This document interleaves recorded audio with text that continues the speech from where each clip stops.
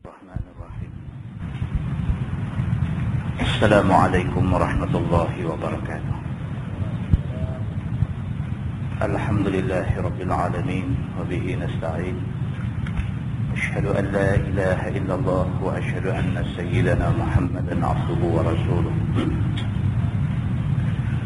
ونصلي ونسلم على هذا النبي الكريم سيد المرسلين وعلى آله وصحبه أجمعين.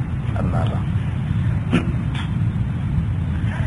أيها المؤمنون اتقوا الله أوصيكم وإياي بتقوى الله فقد فاز المتقون. Muslimin dan muslimat, mudah-mudahan dirahmati Allah Subhanahu wa taala.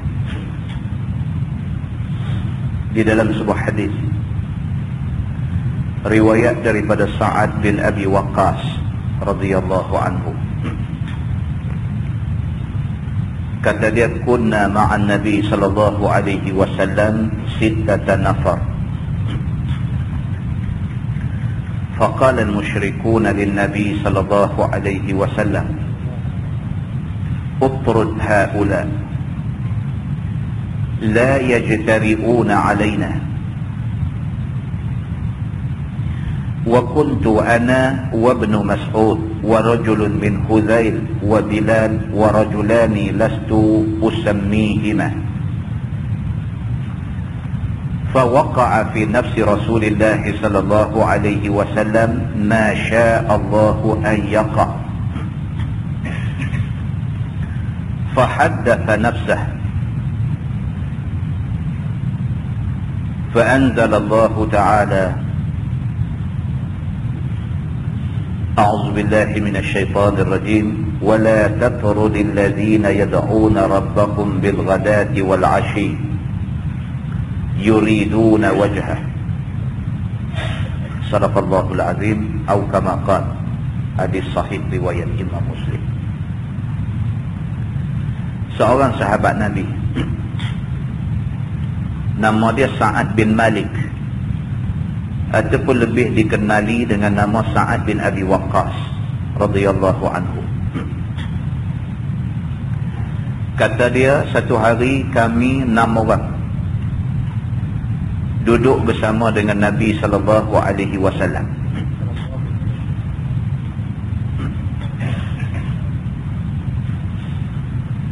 Tiba-tiba datang orang-orang musyrikun.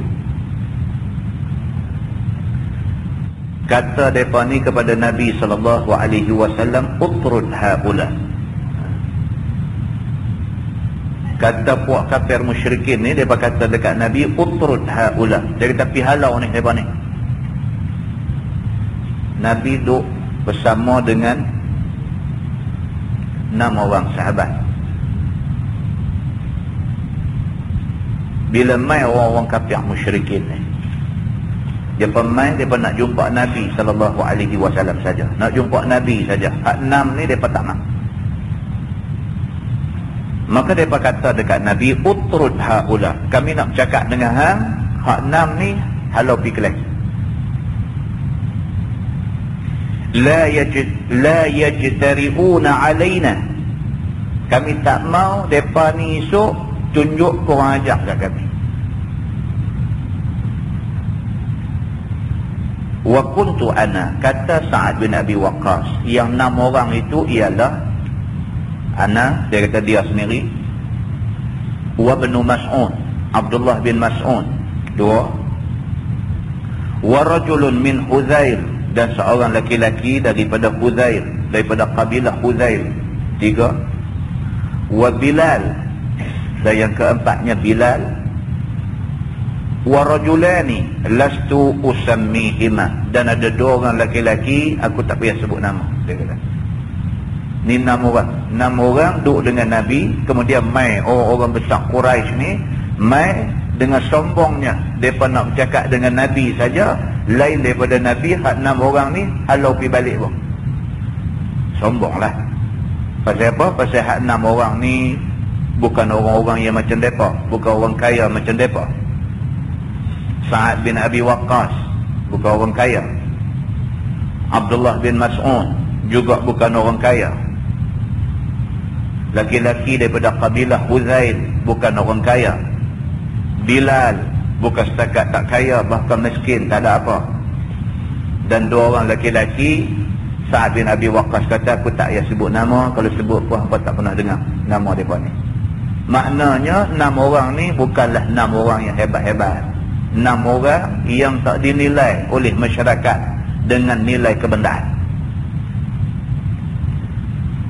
Kafir musyrikin ini bila mai dekat Nabi dengan angkuh, dengan sombong, dia kata dekat Nabi, utrud haula, halau ni 6 orang ni kami tak mau tengok depa ni. Utrud haula la yajtari'una alaina, kami tak mau depa ni ada sekali sembang dengan kami, takut saat ni depa naik lemah, depa kurang ajar dengan kami.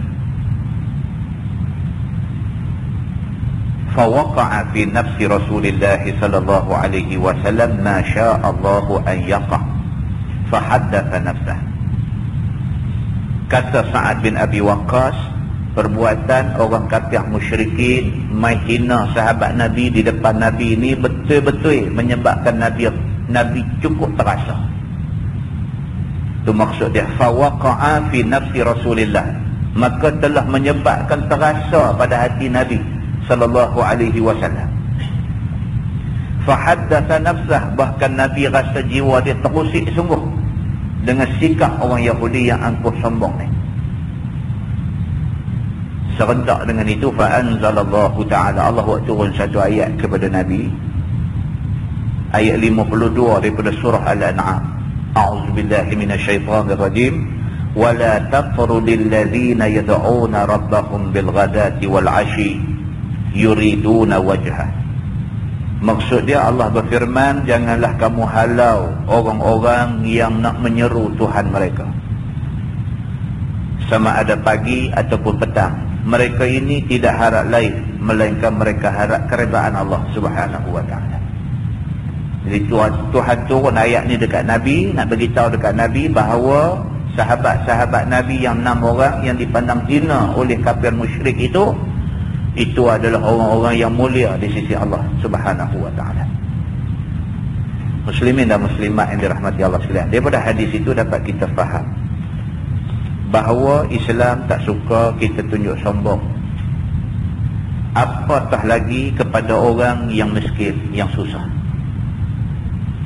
Sehingga kan dalam sebuah hadis riwayat daripada Abi Hurairah radhiyallahu anhu, Nabi sallallahu alaihi wasallam bersabda, Nabi kata, bi'sa ta'am, ta'amul walimah, yud'a ilaihal aghniya wa yutrakul fuqara. Hadis sahih riwayat Imam Bukhari dan Muslim. Nabi sallallahu alaihi wasallam ada bersabda, Nabi kata bi'sa ta'am, seburuk-buruk hidangan, seburuk-buruk makanan, ta'amul walimah, adalah makanan kenduri. Yud'a ilaihal aghniya, yang kenduri itu hanya jemput orang kaya. Wa yutrakul fuqara, dan tinggal tak panggil orang-orang miskin. Hadis riwayat Bukhari dan Muslim. Nabi kata seburuk-buruk makanan adalah makanan yang dihidangkan di rumah kenduri, yang kenduri itu hanya panggil orang kaya, orang terkenal saja. Sedangkan orang miskin dilupakan, tak dijemput, tak dipanggil untuk sama-sama jamuh makanan itu. Sedangkan yang lebih mengharapkan makanan sedap ni orang susah. Orang kaya ni dia bermana pun tak apa, hari-hari pun dia makan sedap. Orang miskin ni hari kenduri itulah satu hari dia boleh makan sedap berbanding dengan hari-hari dia duduk makan di rumah dia. Kalau kita buat kenduri, jemput orang-orang susah macam ni, kenduri kita penuh berkat. Tapi kalau kita buat kenduri, kita lupa orang-orang yang macam ni. Sebaliknya kita tumpu pada nak panggil orang-orang kaya berada yang sememangnya mereka tidak harap sangat makanan kita. Maka itu adalah kenduri yang menghidangkan makanan paling buruk di sisi Allah Subhanahu wa ta'ala. Di dalam sebuah hadis lain riwayat daripada Mus'ab bin Sa'ad bin Abi Waqqas radhiyallahu anhumah, kata dia, ra'a Sa'dun anna lahu fadlan ala man dunah, Faqala Nabi sallallahu alaihi wasallam, hal tunsaruna wa turzaquna illa bidu'afaikum, atau kama qala, hadis sahih riwayat Al-Bukhari.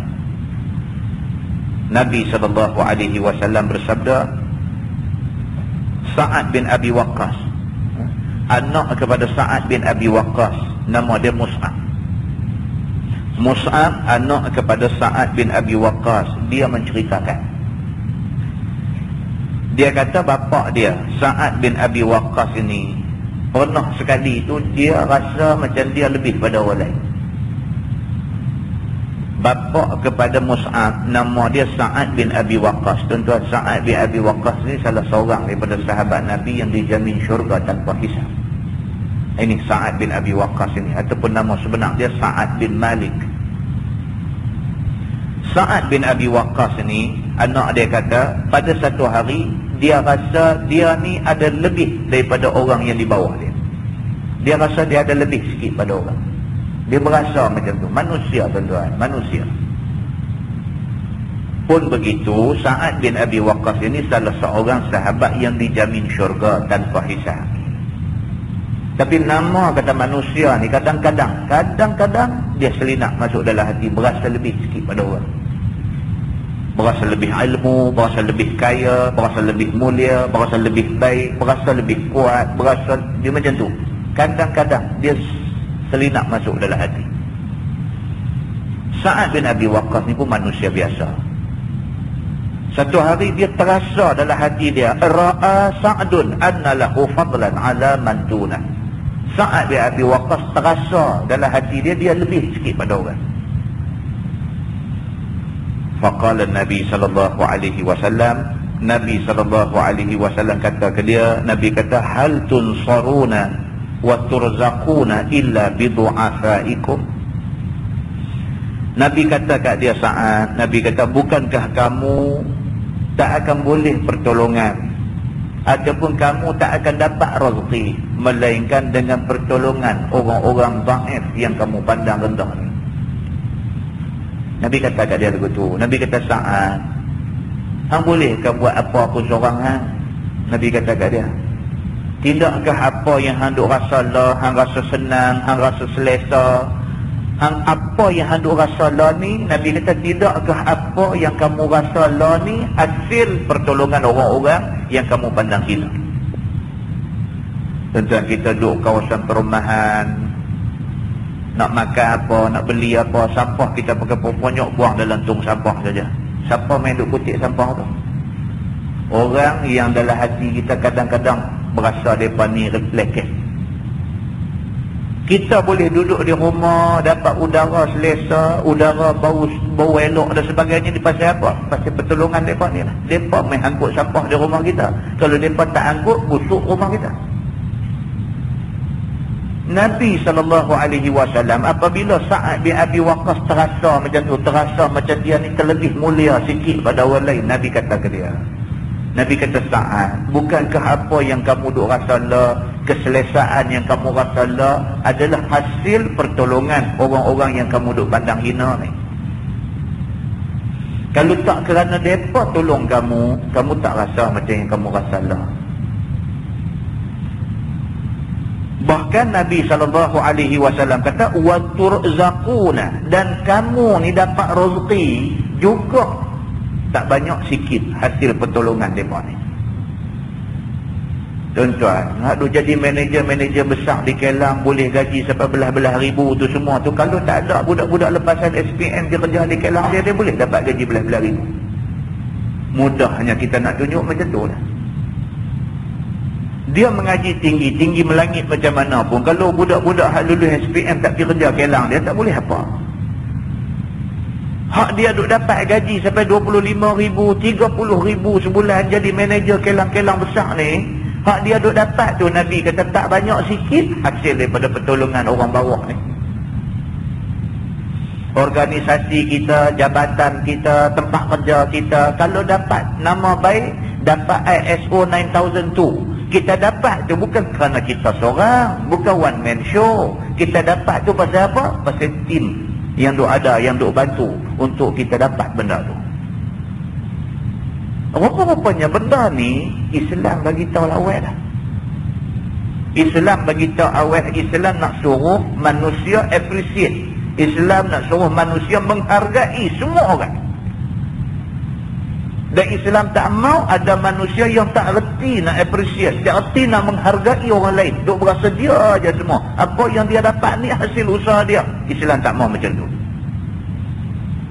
Maka Sa'ad bin Abi Waqqas, satu orang manusia yang baik sebenarnya, terlintas sekali dalam diri dia, terlintas anna lahu fadlan. Sesungguhnya baginya ada sikit kelebihan daripada orang lain. Nabi SAW tahu benda tu. Nabi cepat-cepat berturun balik berasa ego dalam diri dia. Nabi berturun cepat. Nabi kata, hal tunsaruna wa turzaquna illa bidu'afaikum. Ayat Nabi kata, Sa'ad, ingat balik elok-elok. Bukankah apa yang kamu dapat lah ni hasil pertolongan orang-orang daif yang kamu pandang hina ni? Bukankah rezeki yang kamu duk dapat lah ni hasil daripada pertolongan orang-orang yang kamu pandang rendah ni? Kalau kamu ada kebun kurma besar pun, takkan kamu seorang nak pergi tanam pokok, nak pergi jual pokok, nak pergi kait buah, nak pergi jual. Takkan kamu nak buat seorang. Kamu ada orang kerja tolong jual pokok, kamu ada orang kerja kait buah, kamu ada orang kerja duk bawa buah pergi jual, kamu jadi toki, kamu jadi manager, kamu manage benda tu bagi jalan aja. Kalau depan ni semua tak buat kerja, kamu tak boleh apa. Rupa-rupanya Islam ajak kita, Islam suruh kita menghargai sebegitu sekali. Muslimin dan muslimat yang dirahmati Allah sekalian. Ini yang dikatakan Islam ni cantik. Islam ni cantik. Tidak ada satu benda yang Islam terlepas pandang. Tak ada. Sebaliknya, yang kata Islam ni, dia pandang semua benda. Bahkan Islam bagi tunjuk ajak macam mana kita nak buat tiap-tiap satu benda. Dan manusia, kalau sekiranya dia ambil guna Islam, dia pakai Islam sepenuhnya dalam hidup dia, dia nampak cantik dan manis Islam ni. Mudah-mudahan Allah Subhanahu Wa Taala bagi kat kita kekuatan untuk kita nak beramal dengan semua yang ditunjuk oleh Islam kepada kita semua, insya-Allah. Kita menggunakan tafsir Nurul Ihsan jilid 3. Suratun anzalnaha wa faradnaha wa anzalna fiha ayatin bayyinat la'allakum tadhakkarun. Maksud dia, ini surah yang kami turun akan dia, dan kami fardu akan dia, dan kami turun padanya beberapa ayat hukum yang nyata. Mudah-mudahan kamu terima pengajaran daripadanya. Tuan-tuan, cuba tengok susunan ayat tu. Allah Subhanahu Wa Taala dia ulang beberapa perkataan dengan tujuan nak mentaukidkan, dia kata, dengan tujuan nak bagi strong apa yang dia nak bagi tahu. Dia nak bagi kuat apa yang dia nak bagi tahu. Tuhan kata suratun, ini adalah satu surah. Anzalnaha, kami yang buat turun surah ni. Allah Subhanahu Wa Taala kata, ni surah yang kamu nak baca ni, surah ni kami yang buat turun, bukan Nabi Muhammad reka. Itu maksud dia. Wa faradnaha, dan kami fardukan dia. Bukan setakat ni surah ni kami buat turun, bahkan kami buat turun surah ni wa faradnaha, kami fardukan dia. Fardu maksud dia apa, tuan-tuan? Mesti kena buat. Kalau kata semayang fardu, mesti kena buat, tak buat berdosa. Kalau kata mengerjakan haji itu fardu ke atas orang Islam, maksudnya mesti, kita mesti ada satu cita-cita, satu hari nak pergi Mekah nak buat haji. Mesti, cita-cita itu mesti ada. Dapat aja peluang, kita kena pergi. Dah dapat peluang, dah ada segala-galanya, saja tak pergi, berdosa. Itu makna fardu. Allah Subhanahu Wa Taala kata suratun, ini satu surah, anzalnaha, kami buat turun surah ni, wa faradnaha, kami fardukan surah ni. Maksudnya kami fardukan, kami wajibkan orang melaksanakan apa yang kami nak sebut dalam surah ni. Wa anzalna fiha ayatin bayyinat, dan kami turunkan di dalam surah ini ayat-ayat yang terang nyata. La'allakum tadhakkarun, mudah-mudahan kamu dapat pengajaran dan kamu ambil ingat. Dia bawa main satu subtopik, satu tajuk kecil di situ, dia kata hukum zina. Tuan, kita kena ingat, ini masalah yang amat serius dalam masyarakat kita lah. Amat serius. Hari-hari kes zina ni, hari-hari. Sampai tidak ada satu hari pun surat abang di Malaysia ni tak memuatkan kes ni. Sampai tak ada dah lah ni. Tiap-tiap hari. Bahkan hari ni kes ni lebih mencabar lagi. Dia bukan sahaja zina orang-orang yang sudah dewasa, bahkan zina sampai peringkat umur, budak umur 5 tahun kena zina. Kalau siapa kata tak serius lagi keadaan adalah memang buta perut. Cukup serius. Jumpa mayat budak perempuan 5 tahun dalam semak, dalam keadaan tidak ada pakaian. Jumpa mayat budak umur 12 tahun dalam longkang, dalam keadaan tidak berpakaian. Ni semua ni adalah kerana penyakit zina. Kita baca apa Tuhan nak kata. Kata dia, az-zaniyatu waz-zani fajlidu kulla wahidin minhuma mi'ata jaldah. Tuhan kata bermula perempuan yang berzina dan laki-laki yang berzina. Kalau sekiranya mereka belum muhsan. Belum muhsan maksudnya belum merasa jima' di dalam nikah. Maknanya kalau sekiranya yang berzina itu laki-laki dan perempuan yang tak pernah menikah, maka balun oleh kamu tiap-tiap seorang daripada keduanya itu 100 kali balun. Dia guna perkataan balun. Penulis kitab ni dia orang Citera, orang Kedah. Bila sebut balun tu dia berasa kemas. Kalau kata maka sebat dia tak apa kejap bunyi. Maka rotan tak apa nak syok. Balun kata bunyi tak kawalah. Kan? Maka dia terjemah ni, dia nak bagi power tu, dia nak bagi ada power tu. Dia kata apa? Az-zaniyatu waz-zani fajlidu kulla wahidin minhuma mi'ata jaldah. Bermula perempuan yang berzina, laki-laki yang berzina, kalau depa ni belum muhsan, belum lagi merasai jima' di dalam nikah yang sah, maka balun oleh kamu tiap-tiap seorang daripada dua depa ni 100 kali balun. Laki-laki kena 100 rotan, perempuan kena 100 rotan. Dan ditambah lagi dengan hadis dagang setahun. Dia kata dalam hadis Nabi SAW kata setelah sebat 100 rotan buang daerah 1 tahun. Dagang tu maksudnya bukan pergi jual di market, maksud dia buang daerah 1 tahun. Begitu. Maka hukum hamba orang atas setengah orang merdeka.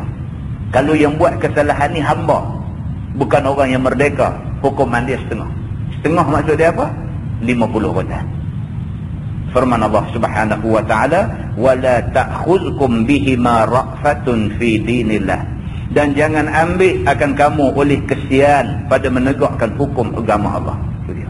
Tuhan kata dah, dalam bab ni tak ada kesian. Dalam bab nak menghukum orang yang berzina tidak ada kesian. Tuhan kata dah. Jadi kalau hari ini ada orang kata tak boleh, betul lah Quran suruh buat macam ni, tapi tak boleh kesian kat orang.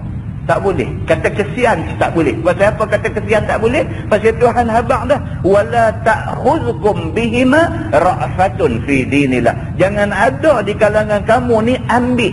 Ta'khudh maksudnya ambil. Jangan ada di kalangan kamu ni ambil rasa kesian pada mereka ni. Tak boleh kesian orang macam ni.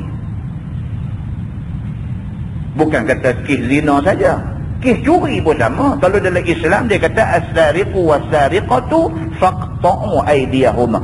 Pencuri laki-laki ataupun perempuan, potong tangan mereka kedua. Allah Subhanahu wa taala kata potong tangan mereka berdua, maknanya tak boleh kesian. Dalam nak menegakkan hukum Allah tak boleh kesian. Sehingga kan pernah sekali seorang sahabat mai jumpa Nabi SAW. Dia bukan sahaja sahabat, bahkan anak angkat Nabi SAW. Mai jumpa Nabi nak minta tolong dekat Nabi supaya tidak dilaksanakan hukum ke atas seorang sahabat yang dah dijatuhkan hukum. Nabi SAW bila dengar anak angkat dia yang dia cukup sayang mai jumpa dia minta supaya dia tidak laksanakan hukum Quran, Nabi SAW merah muka. Nabi SAW merah muka. Nabi kata, hal ta'adda haddan min hududillah. Nabi kata, hang ni anak angkat aku. Hang gamak mai jumpa aku, suruh aku ni tangguhkan perlaksanaan hudud yang disuruh oleh Allah Subhanahu wa ta'ala. Hang nak langgar hukum hudud Tuhan. Nabi kata begitu. Sehingga kan anak angkat Nabi dia berasa takut ni kerana dia tak pernah tengok Nabi marah sebegitu rupa sebelum daripada tu. Muslimin dan muslimat yang dirahmati Allah sekalian, faham daripada sini apa dia? Pelaksanaan hukum Quran ini disuruh sangat-sangat oleh Allah dan ditekankan sangat-sangat oleh Nabi SAW. Bahkan Nabi SAW marah sangat kepada orang yang tidak mau hukum ini dilaksanakan. Kata dia, dan jangan ambil akan kamu oleh kesian pada nak menegakkan hukum agama Allah dengan dikurang suatu daripada had keduanya. Bukan kata tak mau laksana, kurang pun tak boleh. Kalau Allah kata fajlidu kulla wahidin minhuma mi'ata jaldah, balun depa ni tiap-tiap seorang 100 kali, kamu nak kurang jadi 99, tak boleh. Apa sangat 99 dengan 100? Tak boleh. Ini kan pula tak pakai langsung, pakai ganti dengan denda 300. Lagi tak boleh. Akibat dia apa? Jadi macam kita sebut awal tadi, tiap-tiap hari buka surah abang, kes ni tak boleh nak habis. Bila tanya tokoh-tokoh undang-undang, bila tanya profesor-profesor universiti, semua duk jawab apa? Dia duk jawab kata pelaksanaan undang-undang apa pun tak boleh buat apa. Yang ni lebih kepada sikap, dia kata. Ini bukan soal sikap. Ini soal kita tak laksana hukum Allah, maka Allah tak bantu kita nak memelihara keamanan negeri kita. Itu satu komen yang tak betul. Dia pergi komen kata buat undang-undang ketat, buat undang-undang berat macam mana pun, kalau masyarakat tidak mau ubah sikap, benda ni tak boleh juga kita nak berhenti. Tak betul komen tu. Itu komen tidak berdasarkan kepada ayat Quran. Komen yang sebenarnya ialah kita tak boleh nak bendung benda ni selagi mana kita tak laksana hukum yang Allah suruh dalam Quran. Itu komen yang sebenar. Muslimin dan muslimat yang dirahmati Allah sekalian. Maka dia kata tak boleh kita nak kurang satu daripada hukum had ke atas keduanya. Firman Allah, in kuntum tu'minuna billahi wal yawmil akhir. Jika ada kamu itu beriman dengan Allah dan hari akhirat. Ni syarat dia. Hadut tak mau laksana hukum ni adalah orang yang tidak beriman dengan Allah dan hari akhirat. Kalau manusia ni betul-betul beriman dengan Allah dan hari akhirat, pasti dia laksana hukum yang Tuhan suruh. Firman Allah, wal yashhad azabahuma ta'ifatun minal mu'minin. Dan hendaklah hadir akan azab kedua penzina itu oleh satu taifah, maksudnya satu kumpulan daripada orang-orang yang beriman. 3 atau 4 orang bilangan saksi zina, sehinggalah 40 orang, dia kata. Masa nak laksana hukum sebat ke atas orang yang berzina ni, pelaksanaan itu mestilah di tempat terbuka yang boleh dilihat oleh khalayak ramai. Tuan-tuan cuba tengok. Bukan sahaja Islam suruh laksana hukum ni, Islam suruh kita laksana di tempat terbuka. Apa tujuan dia? Pengajaran. Itu sebab public caning di sekolah ni bagus. Sekolah dulu dia ada rotan di depan ramai. Budak-budak nakal, budak-budak yang buat masalah ni rotan di depan perhimpunan pagi tu. Bagus. Pasal apa? Pasal dia mengandungi pengajaran yang cukup besar kepada budak-budak lain. Lah tak boleh rotan. Kalau nak rotan juga dalam bilik berusaha. Rotan dalam bilik berusaha nak bagi siapa? Tak bagi penung kanan takut. Penung kanan bukan nak buat jahat. Hadap buat jahat ni budak-budak. Budak-budak kena tengok benda ni. Bila dia tengok, dia boleh ambil pengajaran. Kalau aku buat, aku nanti kena macam tu. Sakit tak apa. Malu tu aku tak mahu. Bila kita mengenepikan tunjuk yang diberikan oleh Allah di dalam Quran, tak selesai masalah yang timbul. Ini satu benda yang susah kita nak bagi orang faham. Kerana orang ni satu, dia benar, dia tak boleh faham. Yang kedua, dia saja tak mahu faham. Dalam masa yang sama, semayang-semayang.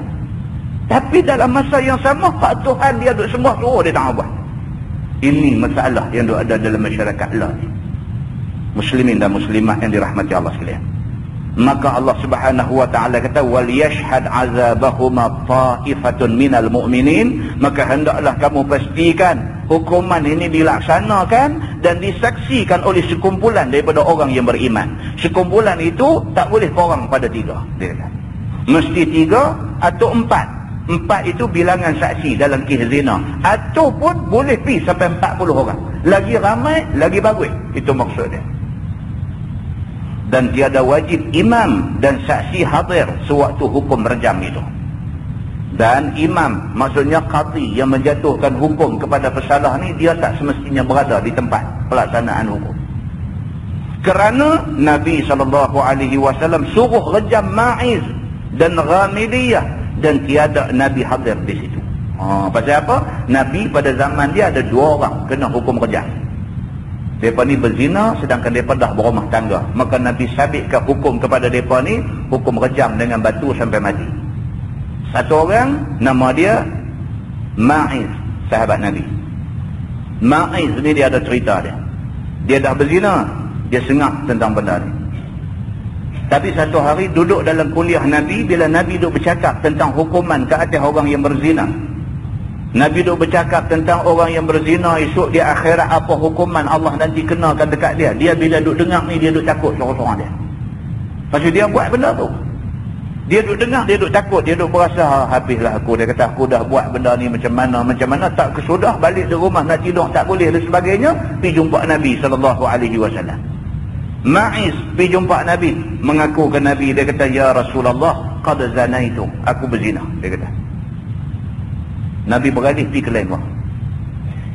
Dia turut Nabi, pegang Nabi, dia kata ya Rasulullah qad zanaitu, dia kata ya Rasulullah aku berzina sungguh. Nabi pergi ke lain pula.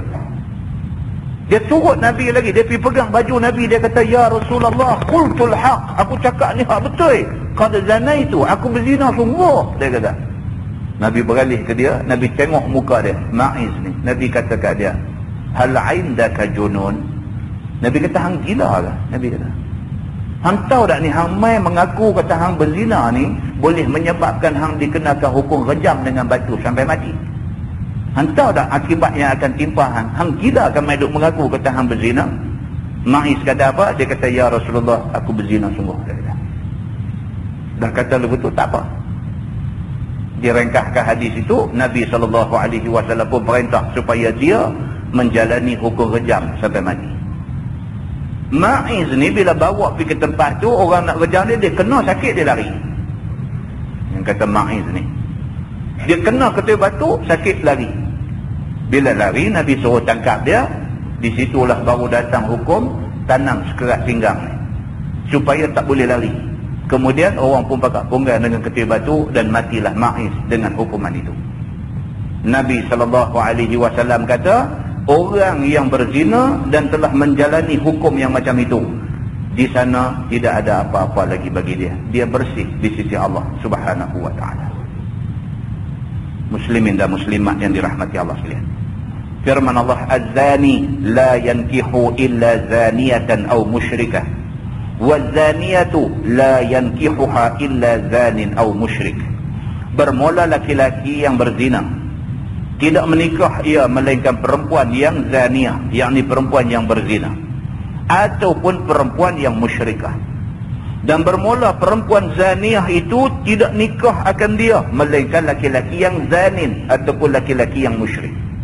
Ni dalam ayat ni Allah Subhanahu wa taala kata penzina tidak sewajarnya, itu maksud dia.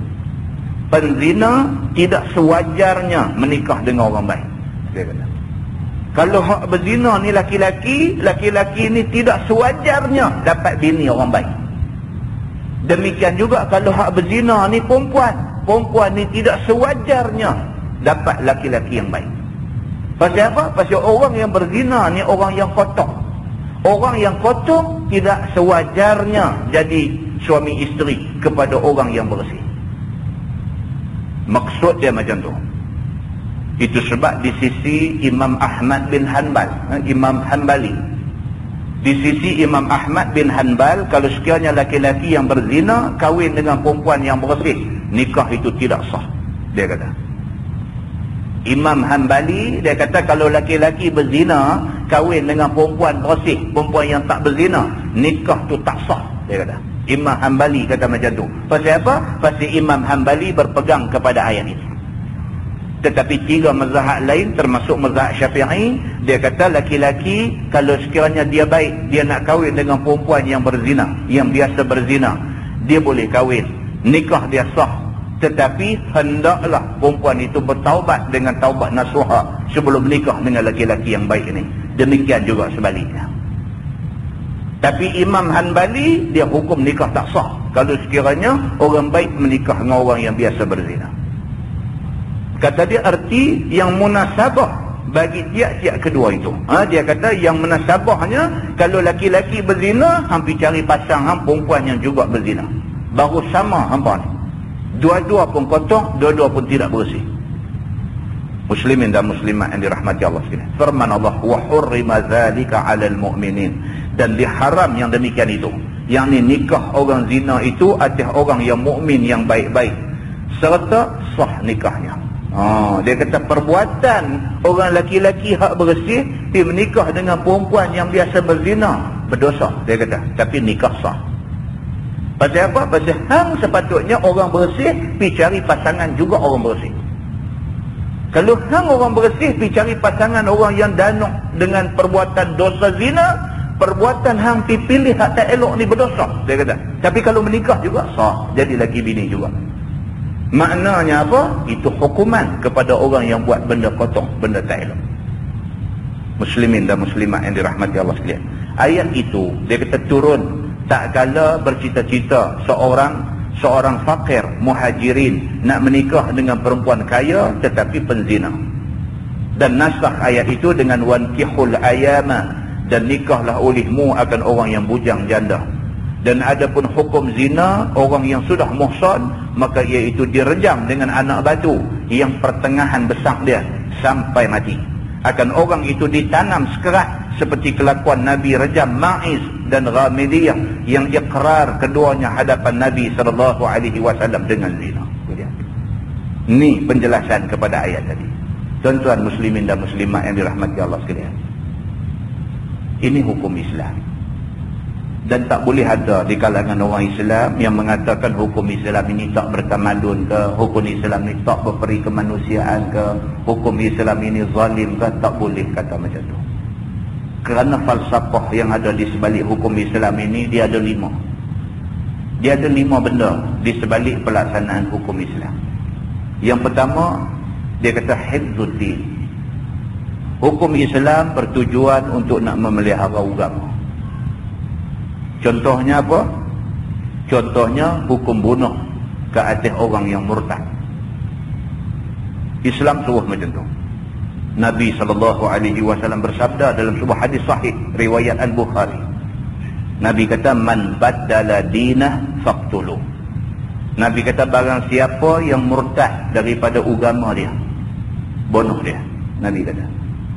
Ulama-ulama ambil faham daripada hadis itu, kalau ada orang murtad, maka wajib pihak pemerintah tangkap orang ni masuk dalam lokap.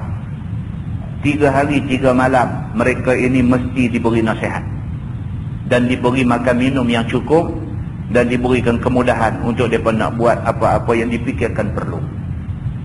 Selepas 3 hari 3 malam dinasihat dan sebagainya, nampak mereka ni tak makan nasihat, mereka tetap dengan keputusan mereka untuk murtad daripada Islam, maka mereka wajib dibunuh. Bila bunuh orang yang murtad ni seorang, berjuta lagi orang Islam terpelihara daripada gejala murtad. Bila kita tak laksana hukum ni, tuan-tuan tengok apa yang duk jadi. Dalam surah Abang, secara bebas, nak hina Nabi pun boleh hina, nak buat apa dia boleh buat. Sakit hati kita orang Islam. Kita sakit hati.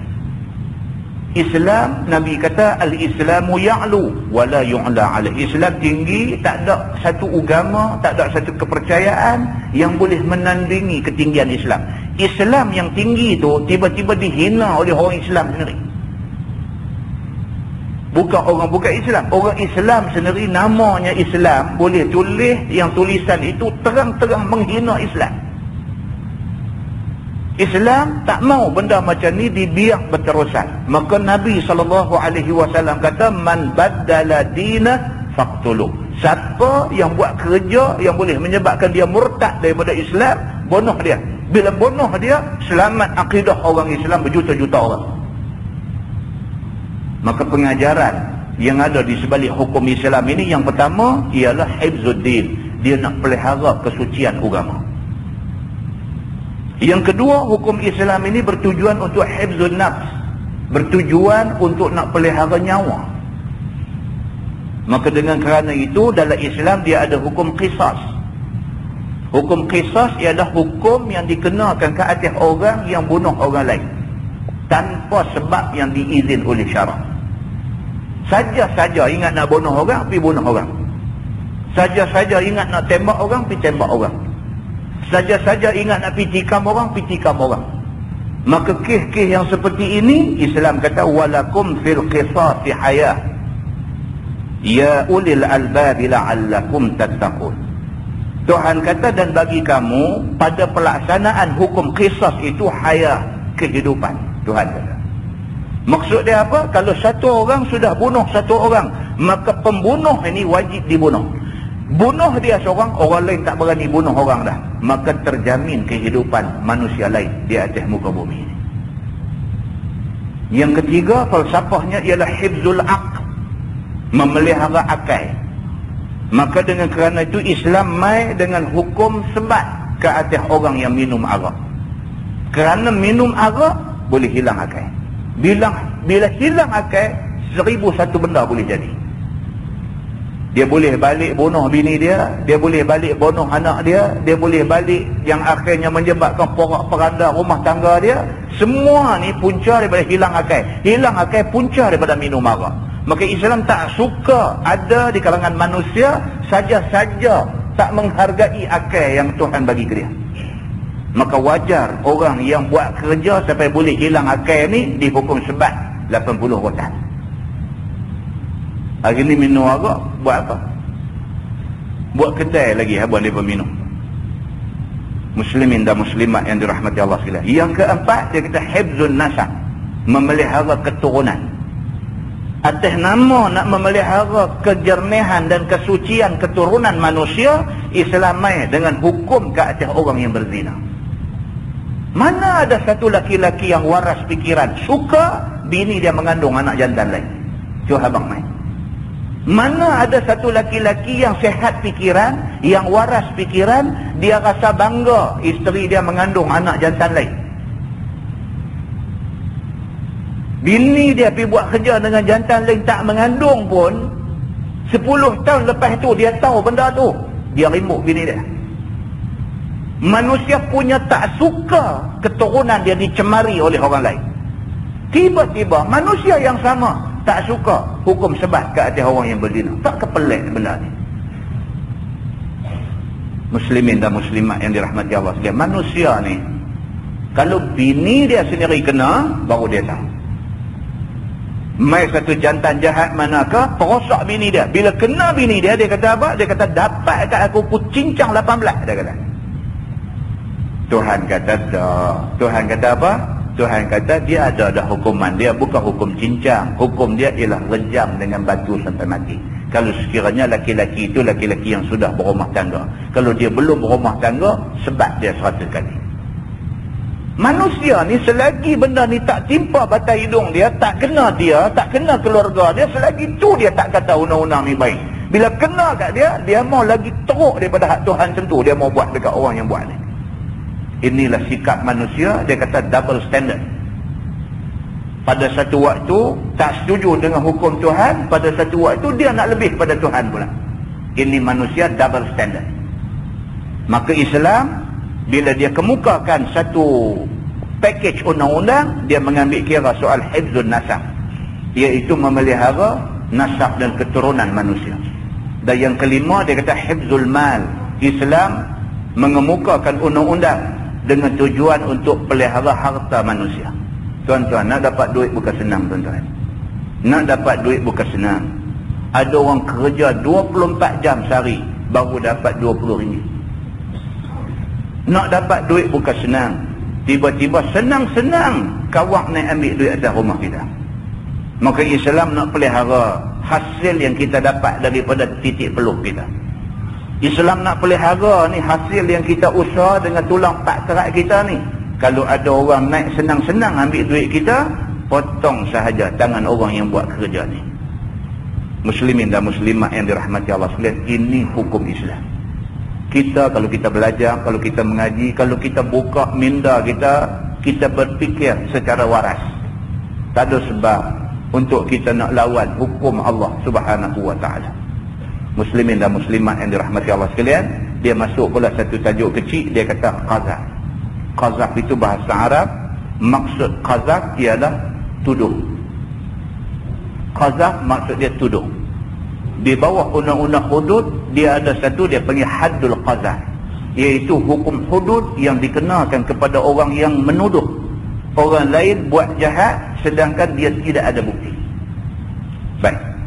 Firman Allah, walladzina yarmuna almuhsanati thumma lam ya'tu bi arba'ati syuhada fajliduhum 80 jaldah. Dan bermula segala mereka yang tuduh mereka itu akan perempuan yang muhsanat dengan perbuatan zina. Muhsanat maksudnya perempuan-perempuan baik. Dia pergi tuduh orang-orang perempuan yang baik ini berzina. Kemudian tidak bawa datang mereka itu 4 orang saksi. Dia tuduh satu perempuan baik, satu perempuan yang semua orang tahu kata baik, dia pergi tuduh kata perempuan itu berzina. Tiba-tiba dia gagal untuk nak bawa 4 orang sebagai saksi. Maka balun oleh kamu akan mereka itu, yakni tiap-tiap seorang daripada mereka itu 80 rotan. Dan seperti demikian itu juga hukum tuduh laki-laki. Sama aja. Bukan tuduh orang perempuan baik berzina. Tuduh laki-laki baik berzina dan sebagainya juga melayakkan orang yang tuduh kena 80 rotan. Maka di syarat yang kena tuduh itu Islam dan taklif dan merdeka. Itu syarat dia. Syarat orang yang kena tuduh tu mesti dia orang Islam. Kalau kita tuduh orang kafir berzina, kita tak kena apa-apa. Tapi kalau orang yang kita tuduh tu orang Islam, kita tuduh dia berzina, kita tak boleh bawa main saksi 4 orang yang melihat orang tu berzina. Belakang kita kena 80 rotan. Tak kena ada dunia kita kena. Jika kurang satu syarat, maka ditakzir sahaja yang menuduh itu. Kalau syarat dia sebut tadi ni, syarat mesti Islam, mesti mukallaf dan mesti merdeka. Satu syarat tak cukup, maka hukum 80 rotan tadi ditolak ke tepi dan dikenakan hukum takzir, iaitu hukum denda kepada orang-orang ni. Dan tiada dibalun mereka itu. Ini yang kata hukum Islam. Hukum Islam ni dia kata hudud dan syubhat. Hukum hudud gugur sekiranya ada syubhat. Kalau sekiranya ada benda-benda yang meragukan. Ada keraguan, hukum tak boleh dijalankan. Lebih baik tidak menghukum daripada menghukum secara zalim. Ini prinsip di dalam undang-undang Islam. Firman Allah Subhanahu wa taala, "Wa la taqbalu lahum syahadatan abada wa ulaika humul fasiqun." Dan jangan kamu terima bagi mereka, yakni mereka yang menuduh tadi, menjadi saksi selama-lama. Orang yang mulut dia capui, biasa duk tuduh orang, sedangkan tuduh bukan ada saksi, bukan ada bukti, bukan ada apa. Tuduh ni tuduh habis angin puput lebutu aja. Orang hak mulut capui, jenis suka duk tuduh orang macam-macam ni, kalau dia nak ditampilkan ke mahkamah sebagai saksi, Islam menolak kesaksian dia. Nampak tuan-tuan? Kita lah ni kalau laksana sungguh hukum Islam, nak cari saksi jenuh. Pasal apa? Pasal masing-masing mulut capui belakang. Kita hari ni kita sendiri ni mulut ni, Allahu Akbar, dengar tepi jalan aja cerita tu, kita buat main cerita di masjid, walhal benda tu tak tahu betul tak betul. Kita tuduh menyebabkan orang yang kena tuduh itu maruah dia dah rosak. Soal betul tak betul itu soal lain. Soal kita tuduh, ada orang dengar pula tuduhan kita, orang tu pula pergi bawa tuduhan tu dekat orang lain, benda ni merepak dalam masyarakat. Akibat dia, orang yang kena tuduh tu maruah dia jatuh. Kita jawab depan Allah Subhanahu wa taala. Di dunia ni, kalau muka kita duk tuduh ni dibawa ke mahkamah, kalau kes kita duk tuduh orang ni tahu kepengetahuan hakim, hakim boleh tolak kita, tak boleh terima kesaksian kita walaupun kita main masjid hari-hari. Ini hukum Islam. Muslimin dan muslimat yang dirahmati Allah sekalian. Dia kata, dan bermula mereka itu fasik sekalian dengan kerja dosa besar itu. Orang yang kerja duk tuduh orang ni dosa besar, agama kata. Dan mereka ni fasik, jahat di sisi Allah Subhanahu wa taala. Firman Allah, illa allazina tabu min ba'di dzalik wa aslahu fa inna Allaha ghafurur rahim. Melainkan segala mereka yang taubat kemudian daripada yang demikian itu. Dia tuduh orang, lepas itu kemudiannya terbukti apa hak dia kata tu tak betul rupanya. Astaghfirullahalazim, minta ampun dekat Tuhan. Ya Allah, aku dah buat silap dah. Aku dah buat silap dah, aku dah hidup bawa cerita duk tuduh dia ni, sedangkan sebenarnya dia tak macam yang aku duk buat cerita. Bertaubat dia, minta ampun kepada Allah, dijumpa orang yang dia kata ni, minta maaf dekat kawan tu. Kalau sekiranya dia buat macam tu, illa alladzina tabu, melainkan orang-orang yang bertaubat, wa aslahu, selepas itu dia perbaik diri dia. Dia tak buat lagi dah kerja tuduh melulu ni, dia tak buat lagi dah. Maka selepas daripada tu, fa innallaha ghafurur rahim, Allah Subhanahu wa taala Maha Pengampun lagi Maha Penyayang. Kita masuk pula satu tajuk kecil, dia kata qazah isteri. Hak tadi tuduh orang. Tuduh orang sebelah rumah kita, tuduh orang kerja satu pejabat dengan kita, tuduh orang lain. Lah ni tuduh bini sendiri. Firman Allah, walladzina yarmuna azwajahum walam yakul lahum syuhada'u illa anfusuhum. Dan bermula segala mereka yang tuduh isteri mereka melakukan zina. Yang ni dia tuduh bini dia. Sama ada tuduh ini tuduh tepat-tepat. Dia kata kat bini dia hang berzina dengan orang lain, itu tuduh tepat-tepat. Ataupun tuduh secara indirect, bini dia mengandung, dia kata ni bukan anak aku, itu tuduh zina. Sebab faham daripada kata bukan anak aku, maknanya bini dia sudah buat kerja dengan orang lain. Itu juga tuduh zina, tetapi tuduh secara indirect. Benda ni berlaku dalam masyarakat. Ataupun bini dia dah mengandung apa semua, melahirkan keluar anak mai, dia tengok muka anak, dia kata tak macam muka aku ni. Dia kata lagu tu, hang cakap kat aku betul-betul. Itu juga unsur-unsur menuduh. Tuan-tuan, jaga benda ni, jaga tuan-tuan. Kita ni tu kadang-kadang orang kata senang tak usah mengaji, dia kata. Tak usah mengaji senang. Kita tak tahu apa salah, apa kita membelah ikut kita, ya kita kira kita betul sentiasa. Tak setengah orang dia kata begitu, tak usah mengaji lagi senang, dia kata. Bila mengaji ni dia duk jumpa khusat, dia kata. Oh yang ni tak boleh, yang ni tak kena. Oh dia kata aku duk buat banyak ni. Susah, jadi susah. Setengah orang kata begitu. Bagi kita, kita kata mengaji ni senang. Bila kita mengaji, kita nampak tang mana duri, tang mana paku karat, tang mana kaca, tang mana telaga buruk, kita nampak, kita simpang buang. Pasal apa? Pasal ilmu yang main kat kita ni dia umpama cahaya. Bila ada cahaya tu, kita boleh tak ilmu kita di depan, kita suluh jalan, kita nampak paku karat, kita nampak kaca, kita boleh elak, kita selamat daripada terpijak paku karat, kaca dan sebagainya. Muslimin dan muslimat yang dirahmati Allah sekalian, kita tengok apa cerita yang ada di sebalik benda ni. Dia kata, dan bermula segala mereka yang tuduh isteri mereka zina, dan tiada bagi mereka itu saksi melainkan diri sendiri. Dia tuduh dan dia tak boleh bawa 4 orang saksi, tapi dia sendiri, dia kata dia tengok misalnya macam tu. Baik, mereka itu telah jatuh yang demikian itu, yakni tuduh isteri dengan zina itu bagi jamaah daripada sahabat Nabi SAW. Dia kata benda ni berlaku kepada sahabat Nabi sendiri. Siapa dia? Di antaranya ialah Hilal bin Umayyah, salah seorang sahabat Nabi, nama dia Hilal. Hilal bin Umayyah, dia balik ke rumah, sampai di rumah, buka pintu rumah, tengok bini dia tengah duduk berzina dengan satu laki-laki lain. Hilal bila tengok benda tu, lari gedebuk-gedebak, lari pergi jumpa Nabi. Jumpa Nabi, dia kata, ya Rasulullah, isteri aku berzina. Nabi SAW bila dengar macam tu, berubah muka Nabi. Nabi kata dekat dia, 4 orang saksi ataupun 80 rotan. Hilal bin Umayyah kata, ya Rasulullah, aku tengok sendiri. Dia kata, mata aku tengok bini aku berzina.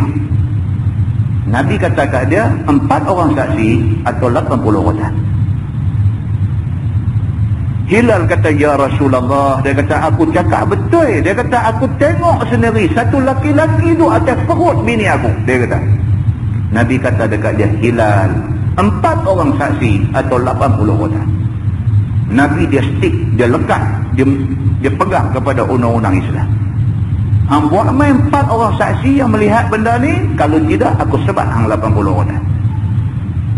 Hilal pun tak tahu dah nak kata apa. Minta doa dia kepada Allah Subhanahu wa taala. Dia kata, ya Allah, bantu aku kerana aku orang yang benar. Dia kata. Tak lama selepas itu Allah Subhanahu wa taala buat turun mai ayat ni. Ni ayat yang kita duk baca ni. Ayat yang menceritakan kalau sekiranya suami tuduh bini, dia tak perlu bawa 4 orang saksi. Memadai dengan dia sumpah mengatakan dia tengok bini dia berzina. Dengan sumpah itu dia terlepas daripada kena 80 orang. Tidak lama selepas kejadian itu, selepas daripada Nabi panggil dia, dua-dua orang mai bersumpah mengaku kata tidak berzina dan sebagainya, tidak lama selepas itu isteri dia melahirkan anak. Sebelum bini dia melahirkan anak, Nabi dah kata dah, kalau sekiranya anak yang lahir itu rupa dia macam ni, macam ni, macam ni, Nabi kata sesungguhnya itu anak laki-laki yang berzina dengan dia, bukan anak Hilal. Allah Maha Besar. Bila beranak saja keluar main muka macam orang tu, penggembala kambing ini, muka dia macam kawan tu, tak macam Hilal. Orang bagi tahu dekat Nabi, Nabi kata, kalaulah tidak kerana ayat ni kita duk baca ni, kalau tidak kerana ayat ini, Nabi kata, aku sudah rejam isteri Hilal sampai mati. Nabi kata. Itu dia tuan-tuan, muslimin dan muslimat yang dirahmati Allah sekalian. So sahabat Nabi yang terlibat dalam kes tuduh bini berzina ini ialah Hilal bin Umayyah dan Uwaimir Al-Ajlani dan Asim bin Adi. Ada 3 orang sahabat mereka tuduh bini mereka berzina. Fa syahadatu ahadihim 4 syahadatin billah. Maka saksi seorang mereka itu 4 kali syahadah dengan nama Allah. Untuk nak lepas dari mereka ni daripada kena sebab 80 orang, sebab tuduh bini berzina, mereka kena mengaku di depan Nabi, di depan Allah Subhanahu wa taala 4 kali bahawa sesungguhnya mereka benar dalam tuduhan. Firman Allah, innahu laminas sadiqin. 4 kali bahawasanya dia daripada orang yang benar. Yakni maulah kata si suami yang tuduh isteri yang berzina ni, asyhadu billah inni laminas sadiqin fima ramaitu bihi zaujati minaz zina. Aku naik saksi dengan nama Allah bahawasanya aku daripada orang yang benar pada barang yang aku tuduh dengan dia, yakni dengan isteri aku ini daripada zina. Lafaz ini hendaklah diulang 4 kali. Dia kena ulang 4 kali di depan hakim bahawa aku benar dalam tuduhan aku yang bini aku berzina. Aku benar dalam tuduhan aku bini aku berzina. Dia sebut benda ni 4 kali dengan nama Allah. Aku mengaku bahawa tuduhan aku ni benar bahawa bini aku berzina. Dia sebut 4 kali. Apabila habis 4 kali, maka maulah kata kalimah yang kelima, wal khamisatu anna la'natallahi alaihi in kana minal kadhibin. Dan kalimah yang kelima, bahawa laknat Allah ke atasnya jika ada ia daripada orang yang dusta dan bohong. Dia kata, dia kena kata macam tu. Dan dia kata, kalau sekiranya aku bohong, biar Allah laknat aku. Daripada perkataan laknat itulah dinamakan benda ni sebagai li'an. Li'an maksudnya saling laknat melaknat antara satu sama lain. Suami tuduh bini berzina, suami kata dia benar, bini dia memang berzina. Dan yang kelima, suami kata apa? Dia kata, kalau sekiranya aku tak benar, aku redha Allah laknat aku. Begitu. Apabila suami bersumpah yang kelima, maka terlepaslah dia daripada hukum had, iaitu 80 rotan had kerana menuduh orang berzina. Begitu. maka beradablah had itu kepada isteri. Hukum hak sepatutnya kena kat dia 80 rotan kerana tuduh bini itu, bila dia sumpah kata dia sebenarnya tuduhan dia ni benar, hukuman itu pindah pergi dekat bini. Bini pula diletak dalam kandang orang salah. Begitu. Wa yadra'u 'anha al-'adzab an tashhada 4 syahadatin billah innahu laminal kadhibin. Dan tertolaklah daripadanya akan azab. Bini pula terlepas daripada azab rejam dengan batu sampai mati. Bini bukan kena 80 rotan. Laki dia tuduh bini dia, kalau dia tuduh saja, dia tak ada saksi, dia akan kena 80 rotan. Tapi kalau sekiranya dia buat sumpah li'an ni, dia sumpah mengatakan dia benar, memang bini dia berzina, bila dia sumpah tu 80 rotan nak kena kat dia, tak kena. Hukuman pindah dekat bini dia. Pindah pi itu bukan hukum sebab 80 rotan, pindah pi hukum rejam dengan batu sampai mati. Bini nak boleh lepas daripada hukum rejam dengan batu sampai mati, bini pula mesti sumpah di depan hakim bahawa kata isteri 4 kali syahadah dengan nama Allah bahawasanya ia, yakni suami, daripada orang yang dusta. Yakni kata isteri, asyhadu billah innahu laminal kadhibin. Aku naik saksi dengan nama Allah bahawasanya suami aku sesungguhnya daripada orang yang dusta pada barang yang tuduh ia akan daku daripada zina itu. Dia kena tangkis tuduhan suami dia. Dia kata suami aku bohong.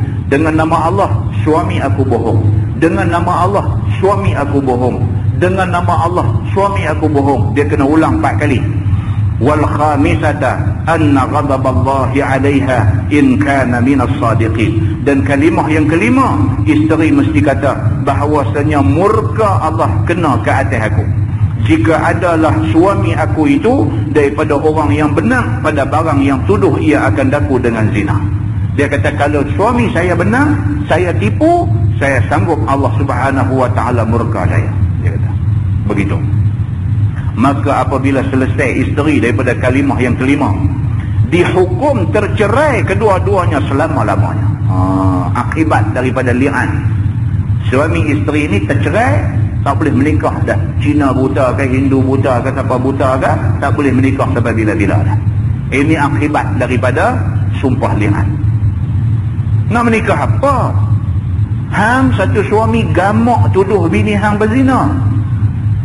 Hang pula isteri sanggup kata laki hang tipu.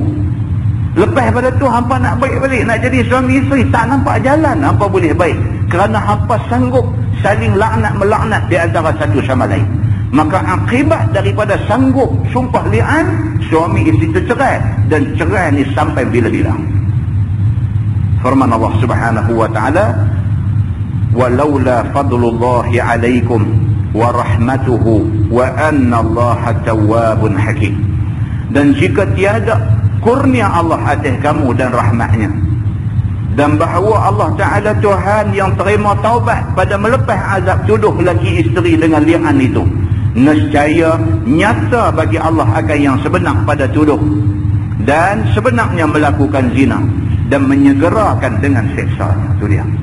Kalau sekiranya Allah Subhanahu wa taala mau nak tunjuk siapa sebenarnya yang berzina, siapa sebenarnya yang berzina dan siapa sebenarnya yang tipu dalam tuduhan dia, kalau Tuhan mau, Tuhan boleh tunjuk dandan azab kena orang yang berzina ni, ataupun dandan azab kena pada orang yang buat tuduhan palsu kepada bini dia ni. Tuhan boleh buat macam tu. Tetapi dia kata oleh kerana rahmat Allah Subhanahu wa taala, Allah tak tunjuk. Allah tunggu akhirat esok, kalau sekiranya suami tipu tuduh bini berzina sedangkan bini tak berzina, suami terima akibat di sisi Tuhan. Kalau sekiranya bini memang betul-betul dia berzina tapi dia kata dia tak berzina, dia terima akibat di sisi Tuhan. Tuhan dengan rahmat dia, Tuhan tahu sah hukuman ni, tunggu akhirat sana, hampa nanti kena balasan di sana. Begitu. Subtopik baru dia kata kisah al-ifk. Firman Allah, innal ladzina ja'u bil ifk usbatun minkum. Bahawasanya segala mereka yang bawa datang dengan ifk itu adalah jemaah daripada kamu, yakni orang Islam yang beriman sendiri. Maka makna ifkun itu ialah berbuat dusta atas Sayyidatina Aisyah radhiyallahu anha ummul mukminin, dengan dituduhnya oleh jemaah orang-orang mukmin ini. Mereka itu diantaranya ialah Hisan bin Thabit dan Abdullah bin Ubay bin Salul dan Mastah bin Juhainah binti Jahshin, dan adalah Nabi SAW nikah dengan Siti Aisyah di Mekah ketika umur Aisyah 6 tahun dan dukhul dengannya di Madinah ketika umurnya 9 tahun, dan wafat Nabi SAW sedangkan Aisyah umurnya 18 tahun. Ini cerita dia yang dikatakan dengan kisah al-ifk. Qissatul ifk maksudnya ialah satu cerita, satu kisah di mana Sayyidatina Aisyah telah dituduh melakukan perbuatan sumbang dengan satu orang sahabat yang bernama Safwan. Tuan-tuan, isteri Nabi pun mereka berani tuduh. Tambah manusia biasa ni dituduh berkandak-kandak. Isteri Nabi pula, isteri yang Nabi cukup sayang. Nabi ada isteri ramai. Bila Nabi tengah duk sakit kuat, Nabi tengah duk gering ni, Nabi duk giliang lagi rumah isteri dia. Tidur rumah isteri ni, esok rumah isteri ni, esok rumah. Nabi masih lagi menggilirkan isteri dia. Dalam pada Nabi duk giliang tu, Nabi minta doa pada Tuhan. Nabi kata, ya Allah, kalau boleh takdirkanlah aku mati di rumah Aisyah. Nabi sayang dekat Aisyah ni. Nabi sampai doa macam tu, ya Allah, kalau ditakdirkan aku ni nak wafatkanlah aku di rumah Aisyah. Isteri hak Nabi sayang sampai macam tu, orang Islam sendiri, bukan orang kafir, Islam sendiri, jamaah daripada orang-orang mukmin, dia kata tuduh isteri Nabi buat benda tak elok. Tuan-tuan nampak? Ini bahaya. Orang masjid pun boleh tuduh orang. Kalau sahabat Nabi pun boleh tuduh orang, orang masjid pun boleh tuduh orang. Tambah tak main masjid, telah lah hari-hari tuduh. Pasal apa? Pasal manusia. Manusia memang dia suka macam tu. Dia suka dengar sikit-sikit, dia suka cerita. Dia tak tahu cerita dia tu membawa implikasi besar, bukan kepada orang yang dia cerita, bahkan kepada diri dia di akhirat itu. Ini yang Allah Subhanahu Wa Taala nak tekan kepada kita pada malam ini. Maka dia kata di sini Nabi Muhammad SAW ada satu orang isteri, nama isteri itu Sayyidatina Aisyah radhiyallahu anha. Nabi menikah dengan Aisyah ni ketika umur Aisyah baru 6 tahun. Setengah riwayat kata 7 tahun.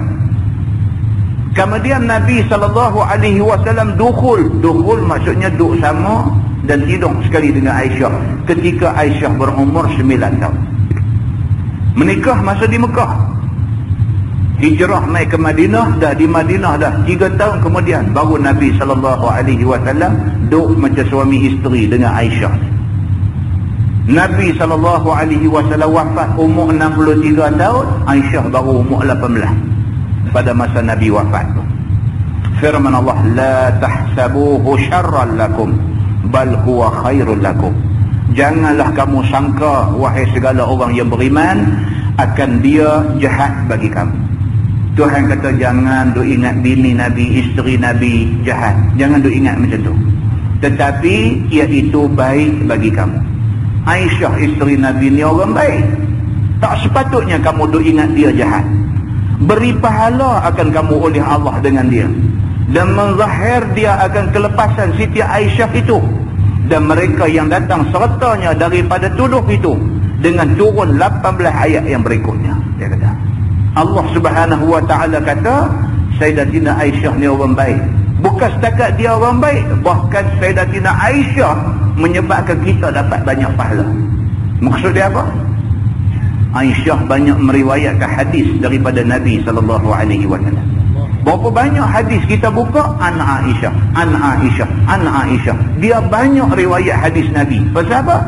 Pasal dia banyak habis masa dengan Nabi, maka dia banyak ingat hadis Nabi. Hadis yang Aisyah riwayat ni sampai hari ni kita baca, kita buat amalan, kita boleh pahala. Kita boleh pahala ni kerana Aisyah riwayat hadis tu. Jadi jangan ada di kalangan orang Islam buruk sangka kepada Sayyidatina Aisyah ini. Pasal apa? Pasal dia orang baik.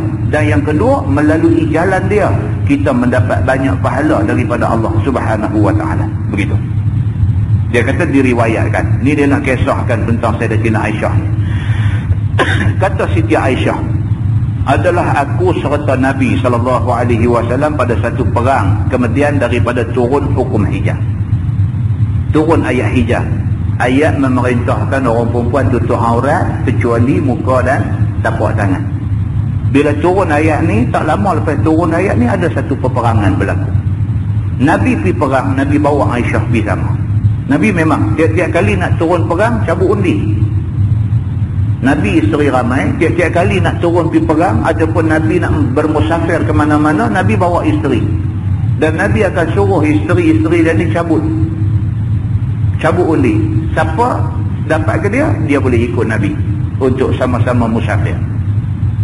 Aisyah radhiyallahu anha ikut Nabi SAW ketika Nabi pergi berperang.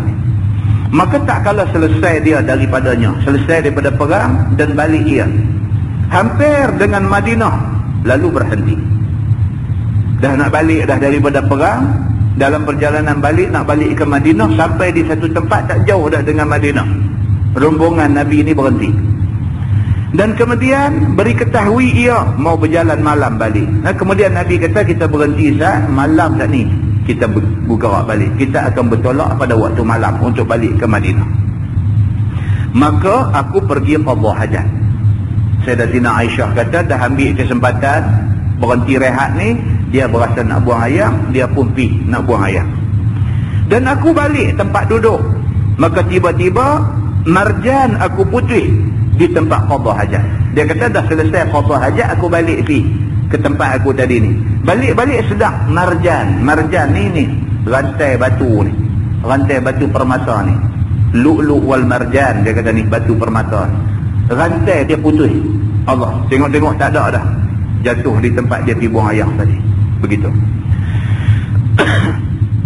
Maka aku balik pergi cari. Aisyah pun bila main-main tengok sedang rantai dia tak ada, patah balik pergi tempat dia buang air tadi, patah balik pergi nak cari rantai hak jatuh ni. Maka datang orang-orang angkat haudaj, yakni kenaikan aku, muat atas unta dan bawa pergi. Masa dia turun nak pergi buang air tadi, kawan hak duk kerja tuntun unta dia ni nampak dia pergi. Bila dia habis qadha hajat, dia balik, depa nampak dia balik. Bila dia sedang kalung dia tak ada, dia pi pula, depa tak nampak dia pi. Dia pi pula duk cari kalung ni. Sayyidatina Aisyah pi duk cari kalung pula ni, depa ni tak sedang, dia pi pula tu depa tak sedang. Maka puak-puak ni pun bila dah malam dah, depa pun angkat balik haudaj. Haudaj itu tu bangsa kecil ada bubuh atas unta tu, haudaj. Depa angkat balik bubuh di atas tu, disangka aku dalamnya. Dia kata, puak ni duk ingat dia duk ada dalam. Dan adalah orang perempuan ringan kerana makan sedikit makanan. Perempuan dulu lah. Kan? Perempuan lah. Kalau tak marah kat kita lah. Kan? Jadi perempuan dulu, Sayyidatina Aisyah kata, kami ni orang-orang perempuan dulu ni, orang perempuan zaman Nabi ni, diet. Jadi kami ni memang makan ni, dia kata kami cukup jaga punya makan ni, kami makan sikit. Dia kata pasal nak make sure badan kami cantik. Dia kata begitu. Dan aku dapat marjan, dia kata bagi aku balik di tempat haudaj aku. Dia kata pergi cari-cari, jumpalah kalung hak jatuh tu. Jumpa, bila ambil itu, balik ke tempat haudaj aku, balik ke semula, ke tempat mereka berhenti rehat tadi. Kemudian daripada orang-orang sudah berjalan, sampai-sampai tengok tak ada siapa dah. Puak ni pakat bertolak dia lah. Begitu. Maka aku duduk tempat haudaj aku itu. Aku duduklah di tempat yang tadinya letak haudaj ni. Aku duduk lah, dia kata nak buat apa dah. Budak muda dia ni, Nabi wafat pun baru umur 18. Masa kejadian ni dia budak lagi. Jadi bila main-main tengok tak ada, masa tu handphone tak ada, apa pun tak ada, dah tengok tak ada, tak tunggulah. Apa nak buat, nak berhubung macam mana, bukan boleh bagi tahu ke ya pun tak dengar dah, tengok mata pun tak nampak dah, apa-apa siap pergi ke mana pun tak tahu dah rombongan ni. Jadi dia kata aku bila balik pergi di situ, maka aku duduklah di situ tunggu kok ada siapa boleh main. Dan aku fikir bahawa kaum lagi ketahui akan ketiadaan aku. Harap-harapnya apa, depa tak lagi sedar kata aku tak ada dalam tu, kok depa boleh patah balik mai cari aku. Dia duk ingat dulu tu.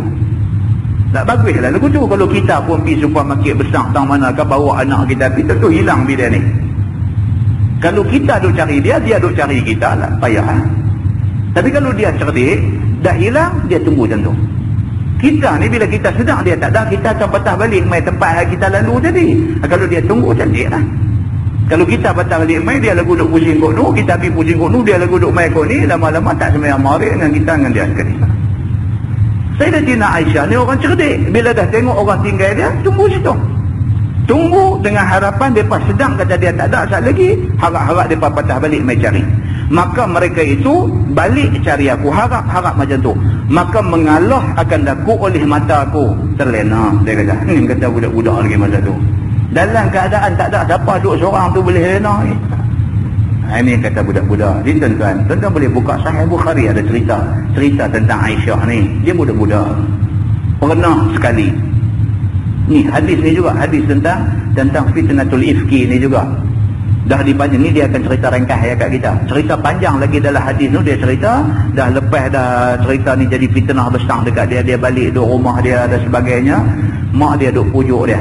Mak dia isteri Saidina Abu Bakar. Duk pujuk dia, tak apalah orang macam hang ni, orang segak, orang comel, memang ramai orang dengki. Mak dia duk pujuk dia. Ni semua ada dalam hadis Nabi. Dan cerita pula yang kata Aisyah ni dia budak-budak. Kalau depa suruh, kalau mak dia suruh dia tunggu gandum yang dijemur. Dalam hadis kata apa? Nescaya gandum itu dimakan burung. Yang kata Aisyah ni, kalau mak dia suruh dia pergi tunggu gandum jemur, nescayalah gandum tu dimakan burung. Kata maksud dia apa? Lena. Budak-budak. Dia bukan kerti tanggungjawab apa ke semua, dia tak kerti. Benda tu orang suruh dia tunggu tu penting, dia pergi dong. Macam kita suruh anak kita, dah lah tunggu saat ni pagi jemuk ni, jangan bagi ayam makan. Tengok main ayam tu buat kenuri rendah dah. Dia pun tak tahu pergi ke mana dah, hilang kayak begitu aja. Aisyah ni dia budak lagi pada masa tu. Lalu dia kata apa? Dia kata maka mengalah akan daku oleh mata aku. Dalam duk tunggu tak ada siapa main ni, mengatuk lena. Dia kata Aisyah ni terlena. Dia kata, dan adalah Safwan bin Mu'attal datang berjalan belakang angkatan Rasulullah sallallahu alaihi wasallam akhir malam, subuh sampai pada tempat itu. Nabi dia memang macam tu. Ini Nabi sallallahu alaihi wasallam, dia dari segi manajemen dia satu kumpulan, satu rombongan, satu kabilah dah bergerak pergi. Nabi tugaskan ada orang dua lagi di belakang ni, seorang, kemudian ada lagi seorang lagi di belakang. Dia akan ikut laluan yang dilalu oleh tentera Islam tadi, oleh rombongan orang Islam tadi.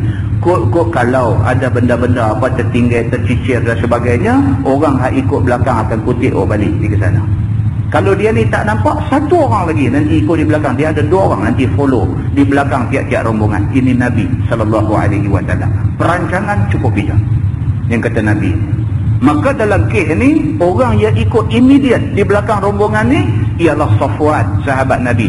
Safwan bin Mu'attal. Malam tu sebelum subuh, dekat nak subuh, Safwan sampai di tempat ni. Begitu ceritanya. Maka lihat Safwan akan hitam manis sedang lena. Dia kata, hitam manis dia lah. Dia kata bila Safwan sampai di tempat tu, sampai tengok ada satu orang duk merekod satu macam, tengok nampak hitam manis. Aisyah rupa-rupanya duk tidur rekod tengah-tengah padang pasir dengan tak ada siapa di situ. Maka kenai ia akan daku. Safwan tengok dia kenai. Ini Aisyah, ini isteri Rasulullah. Begitu. Dan adalah ia biasa lihat aku dahulu daripada hukum hijab. Sebelum turun ayat perintah orang perempuan suruh tutup kecuali muka dan tangan ni, sebelum tu orang perempuan bebas sikitlah, keluar apa semua, tak tutup sangatlah. Safwan biasa tengok dia dalam keadaan dia tidak berhijab dulu ni, sebelum turun perintah tu. Jadi Safwan kenal, tengok ini Aisyah, isteri Nabi. Dia kenal. Maka mengucap ia, inna lillahi wa inna ilaihi raji'un. Nampak? Ini musibah. Ayat ni kita ucapkan ketika musibah. Kita lah kan, kau sebut yang ni, kira malah ni kau lebu kan. Kita ni selalu nanti lupa lagu tu. Kan, saya di kelas ni bila ambil attendance, budak-budak masuk kan. Mana pergi dia ni? Dia kata dia sakit Ustaz. Inna lillahi wa inna ilaihi raji'un. Ustaz ni dia kata. Nampak? Salah faham. Sakit musibah lah. Sakit ni adalah musibah yang menimpa dia. Inna lillahi wa inna ilaihi raji'un. Oi, kata apa kat ni, dia sakit bukan mati. Dia duk faham kata bila sebut yang ni kira jalan dah. Tak boleh. Ni bila Safwan sampai tengok Sayyidatina Aisyah duk tidur kekot tengah-tengah padang pasir sejuk tu, dia terus kata inna lillahi wa inna ilaihi raji'un. Maka aku terkejut jaga dengan istirja'nya itu. Istirja' itulah kalimah inna lillahi itu dia panggil istirja'. Aisyah ni tengah duk tidur ni, dia kata tak tu dengar satu suara garau mai sebut inna lillahi wa inna ilaihi raji'un. Dia terkejut bakit jaga, dia kata. Maka aku tudung muka aku dengan kain tudung aku. Kata dia, wallahi tiada ia berkata-kata akan daku dengan satu kalimah pun. Safwan ni punya baik. Jumpa Aisyah duduk tengah padang pasir seorang-seorang lagu tu, tak ambil kesempatan pun nak mengorat ke apa, tak ada. Dia jumpa Aisyah duduk kekot tengah padang pasir tu, tengok kenal kata Aisyah, mulut sepatah pun tak bercakap apa, sepatah pun tak kata apa, dan tiada aku dengar daripadanya satu kalimah pun lain daripada istirja'nya tadi. Aku cuma dengar Safwan kata inna lillahi wa inna ilaihi raji'un. Ketika menurun untanya dan pijak atas tangannya, maka aku naik atasnya, maka berjalan dia tuntun unta yang aku naik itu hingga sampailah kepada angkatan yang banyak serta Nabi SAW, yakni kemudian daripada turun berhenti berehat mereka pada waktu panas keras. Dia kata Safwan ni punya bagus, satu orang sahabat yang cukup amanah, cukup jujur. Ni pula isteri Nabi. Dia jumpa isteri Nabi ni langsung, dia tak kata apa, tak bercakap pun dah, apa melawak apa, langsung dah. Dia jumpa isteri Nabi, terus dia kata, dia tunjuk suruh naik, dia tadah tangan dia macam tu. Kemudian Aisyah pijak atas tapak tangan dia, naik atas unta. Dia tuntun unta tu terus pergi sampai jumpa rombongan Nabi SAW pada tengah hari esok.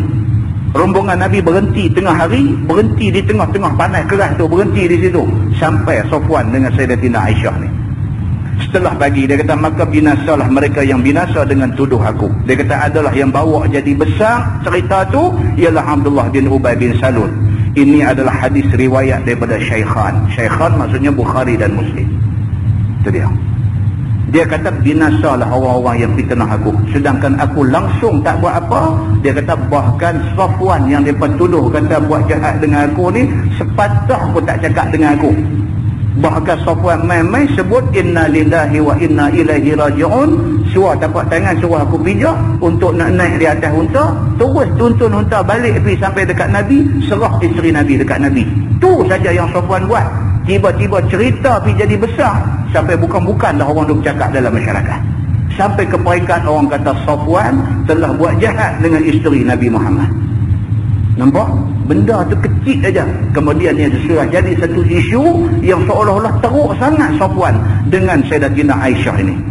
Firman Allah, likulli imri'in minhum maktasaba minal ithmi. Tiap-tiap seorang daripada mereka barang yang ia usaha daripada dosa, balasannya di akhirat, dan pada dunia had akan mereka itu oleh Nabi SAW. Orang yang buat kerja tuduh macam ni di atas dunia, mereka akan disebat 80 rotan. Di akhirat, kalau sekiranya tak kena di dunia, akhirat Allah sediakan balasan bagi mereka. Dan tolak saksi mereka itu, dan mereka yang tuduh ni di atas dunia tak boleh jadi saksi di mahkamah. Dan jadi Abdullah bin Ubay bin Salul itu diseksa atasnya dengan munafik. Terus Nabi SAW kata Abdullah bin Ubay bin Salul ini seorang munafik bila Nabi tahu berita yang sebenarnya. Tuan-tuan, Nabi SAW bila dengar benda macam ni, Nabi sangatlah sedih. Nabi sangat sedih. Mana tak sedih isteri dia dituduh buat kerja tak elok, sehingga kan Nabi dengan Aisyah tak boleh bercakap. Nabi tak percaya apa yang orang kata, tapi dengan kerana orang duk kata ni, Nabi jadi tawak hati dengan isteri dia. Nabi tak tuduh isteri dia buat sumbang, tapi tak boleh dengan orang duk kata ni, Nabi pun jadi tawak hati. Daripada satu orang yang suka bergurau dengan isteri, Nabi kalau kita baca dalam hadis, dia dengan Aisyah ni apa tuan-tuan? Biasa mandi janabah daripada satu bekas hayat. Nabi dengan Aisyah ni biasa berlomba lari. Aisyah kata kadang-kadang aku menang, kadang-kadang Nabi menang. Nabi macam-macam cerita yang menggambarkan bahagia Nabi dengan Aisyah ni. Tiba-tiba dengan kerana peristiwa ni, dengan kerana fitnah yang dilemparkan ni, Nabi terus jadi tawak dengan Aisyah. Balik ke rumah tak bercakap apa. Sampai Aisyah ni pula tak tahu ke belakang. Dia tak tahu, kata di luar tu orang pakai duk cerita, duk tahmah, duk fitnah dia tak tahu. Dia duk buat betul benda dia. Bila tengok Nabi duk tawak macam ni, dia tanya Nabi. Dia kata, ya Rasulullah, ada masalah apa kamu dengan aku? Nabi tak kata apa. Akhirnya dia tanya orang yang kerja mai duk mengasuh dia ni. Ada satu orang kerja mai duk mengasuh dia. Waktu kawan tu tengah duk sikat rambut dia, dia tanya kawan tu. Dia kata, hang tahu tak apa-apa? Dia kata, aku rasa Nabi dengan aku lah ni betul-betul jadi tawak. Dia ni pun serba salah. Akhirnya habang dekat Aisyah ni. Dia kata, wahai Aisyah, dia kata, kamu tak tahu kan? Dia kata, di luar sana tu tak tahu nak cerita dah orang kata ke kamu. Orang tuduh kamu ni macam ni dengan Safwan lagu ni. Dia dengar ayat mata merambut. Dia kata, sesungguhnya semua tu fitnah. Aku tak buat macam yang orang kata. Dia kata. Lepas tu dia pun pergi jumpa Nabi. Lepas tu dia kata dekat Nabi, dia kata, ya Rasulullah, kalau kamu rasa tak suka kat aku, hantar aku balik rumah mak aku. Ya Nabi pun, Nabi kata, siap baju aku pergi hantarlah. Ini cerita adalah hadis. Tentu buka Sahih Bukhari, baca cerita ni. Bila dia habang dekat Nabi lagu tu, dia kata, kalau dah tak berkenan dekat aku, hantar balik rumah mak. Nabi kata, siap, jom. Dia orang perempuan, bila kata lagu tu, nak orang pujuk kan? Kan? Hamba ni pergi buat betul benda, dia kata, tak apa, jom. Allahu Akbar, berat semua. Nabi bawa dia, hantar balik. Abu Bakar As-Siddiq, sahabat yang cukup rapat dengan Nabi, anak dia jadi isteri Nabi, anak dia yang menjadi bahan fitnah lah ni. Abu Bakar As-Siddiq, bila Nabi balik mai dengan anak dia Aisyah, muka dia ni tak tahu nak buat macam mana. Nabi pun masuk, pergi salam dengan Abu Bakar elok-elok. Nabi kata elok-elok kat dia. Nabi kata, Abu Bakar, ini anak kamu, aku nak dia tinggal dengan kamu untuk satu tempoh masa. Nabi kata macam tu. Abu Bakar pun sengak tak kata apa. Nabi pun keluar balik. Abu Bakar, satu orang yang cukup faham tentang Nabi Muhammad SAW. Dia tak kata apa. Dekat Aisyah pun kot dia nak marah, dia tak marah. Dia percaya anak dia. Dan dia simpati sangat dengan Nabi. Bini dia lah, isteri Sayyidina Abu Bakar lah yang duk cakap dengan Aisyah ni. Duk pujuk dia, duk bagi kaunseling dekat dia. Dia kata, wahai anakku, orang yang comel, segak macam kamu ni, mesti ramai orang dengki. Dia kata, biasalah bila dengki macam-macam ni punya cerita, nanti banyaklah kena dekat kamu. Sabar sajalah, Allah akan tunjuk kebenaran dia. Macam tu je. Sehinggalah Allah buat turun ayat bagi tahu, kata Sayyidatina Aisyah sebenarnya bersih daripada tuduhan ni semua. Nabi terima ayat tu, terus mai ke rumah Pak Mentua ni, jom balik. Ayolah. Benda ni settle. Ayolah. Start daripada tu Nabi kata apa? Abdullah bin Ubay bin Salul munafik. Bila Nabi sebut Abdullah bin Ubay bin Salul munafik, sebutan itu sudah menjadi satu azab kepada dia di atas dunia. Sehingga lepas pada tu dia masuk jumpa Nabi, Nabi cakap dengan dia elok, dia keluar aja, Nabi terus kata dekat sahabat, Nabi kata, hati-hati, ihzaru. Nabi kata, hendaklah kamu berhati-hati, itulah munafik zaman kita. Benda ni menyebabkan Abdullah bin Ubay bin Salul sampai mati, jiwa tak tenteram. Sampai dia nak mati, minta supaya anak dia pergi jumpa Nabi. Masa dia duduk sakit kuat tu, anak pergi jumpa Nabi, minta jubah yang Nabi duk pakai selalu. Minta supaya jubah tu dipakaikan kepada dia dan dikebumikan dia dengan jubah Nabi. Dia dah rasa dah, dia dah silap dan sebagainya, sampai macam tu sekali. Bila mati dia, anak dia mai beritahu dekat Nabi, bapa aku minta supaya kamu mengimamkan sembahyang mayat bapa aku. Nabi kata, tak apa, kalau itu minta bapa kamu, aku akan tunaikan. Sayyidina Umar bangkit. Sayyidina Umar kata, ya Rasulullah, jangan kamu lupa, ini munafik zaman kita. Jangan sembahyang mayat munafik ini. Nabi kata apa? Nabi kata, kalau sekiranya aku boleh minta ampun kepada Allah untuk ampun dosa dia, aku akan minta. Nabi kata, kalau sekiranya Allah suruh aku minta 70 kali baru Allah nak ampun dosa dia, aku akan minta 70 kali. Nabi kata. Itu dia yang kata Nabi Muhammad. Nabi terus juga jadi imam sembahyang. Selesai Nabi imamkan sembahyang mayat Abdullah bin Ubay bin Salul, turun ayat Quran tegur Nabi. Allah kata lain kali, kalau macam ni punya mayat, jangan kamu sembahyang mayat mereka ini. Nabi kata apa? Kalaulah tidak kerana adanya Umar dalam masyarakat kita, Allah sudah murka kepada kita semua. Muslimin dan muslimat yang dirahmati Allah. Dia nampak cerita tu punya panjang. Dia berkaitan daripada soal apa? Soal fitnah yang dikenakan kepada isteri Nabi sallallahu alaihi wasallam. Itu sebab dalam Quran Tuhan kata al-fitnatu asyaddu minal qatl. Fitnah ni lebih dahsyat daripada bunuh. Kita tak suka kat satu orang, kita pergi bunuh dia, senanglah dia mati, dia habis, selesai cerita.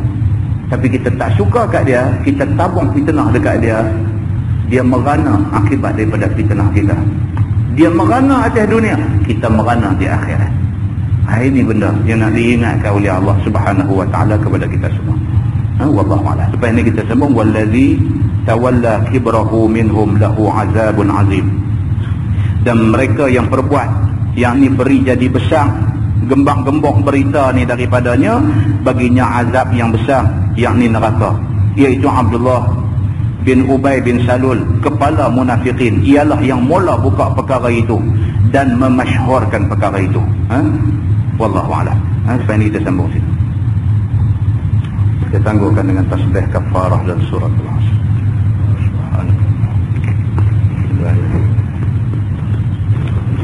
Bismillahirrahmanirrahim. Al-Asr innal insana illa alladhina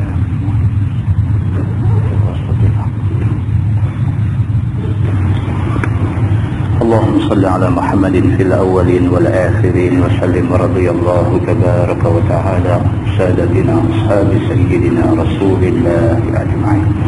بسم الله الرحمن الرحيم. الحمد لله رب العالمين حمدا يوافي نعمه ويكافئ مزيدا. يا ربنا لك الحمد كما ينبغي لجلال وجهك الكريم وعظيم سلطانك. رضينا بالله ربا وبالإسلام دينا وبمحمد نبيا ورسولا. اللهم افتح علينا فتوح العارفين وارزقنا فهم النبيين بجاه خاتم المرسلين. اللهم فقهنا في الدين وعلمنا التأويل واهدنا صراطك المستقيم. اللهم أرنا الحق حقا وارزقنا اتباعه وأرنا الباطل باطلا وارزقنا اجتنابه. اللهم اجعل جمعنا جمعا مرحوما وتفرقنا من بعده تفرقا معصوما. وصلى الله على محمد وعلى آله وصحبه وسلم والحمد لله رب العالمين. السلام عليكم.